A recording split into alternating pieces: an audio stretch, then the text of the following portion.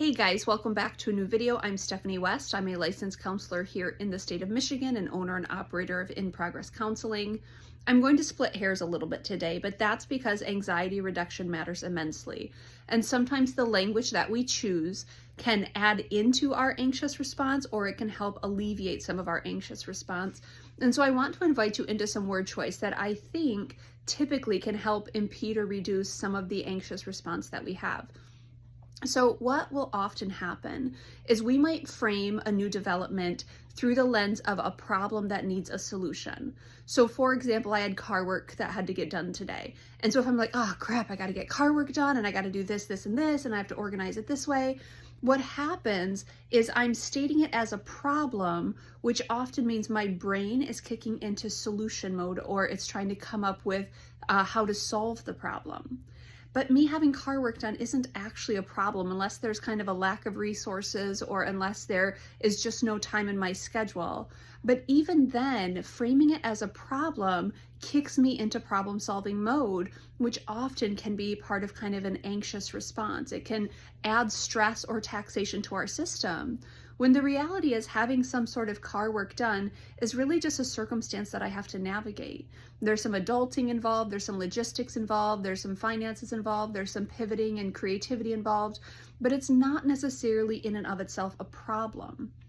The reason why I'm being so particular with the language here is because often in casual conversation we can make, some sort of like, oh, hey, this is coming up. And the person we're talking to can hear it as a problem and start to offer solutions. And it's like, okay, but that wasn't a problem. That was just an observation, or I was just sharing something with you. I wasn't presenting a problem that needed a solution. It also happens internally when I'm like, oh, I have car work to do. And then suddenly my brain is going through kind of the rigmarole of creating solutions and, creating frameworks and moving stuff around and presenting as though it's an issue. And it's like, this isn't an issue. It's just a circumstance to navigate. It's just something that I have to be conscientious of. Problems require solutions, or at least problems typically lead us to seek out solutions or to offer solutions, which is why sometimes it's important to say like, hey, that's not actually a problem. It's actually just a circumstance that I have to navigate. It means some coordination, some orchestration, some intentionality, conscientiousness, but it doesn't automatically mean that there's a problem that needs to be solved here. If you're in casual conversation and you're just offering a detail and someone goes into problem solving mode, you're welcome to say like, hey, that's not actually a problem to solve. I was just sharing that with you. I think often with anxiety, it could be interpersonal between two people or intrapersonal kind of internally, when we just make observations, but we kind of go into, hey, this is a problem. So we state it as an issue and then we have to seek solutions.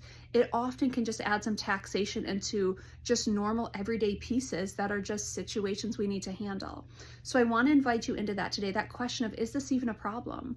Am I just making an observation? Is this just something that has to be handled? Is this just part of, normal rhythms of life, normal adulting? But when we frame it as like, oh, this is happening today, suddenly we're in a like, oh, what's the solution? And I want to invite us into, not everything requires that level of drama. Sometimes it's just stuff we have to handle. It's not problems. We don't have to seek out solutions. We just have to handle our business.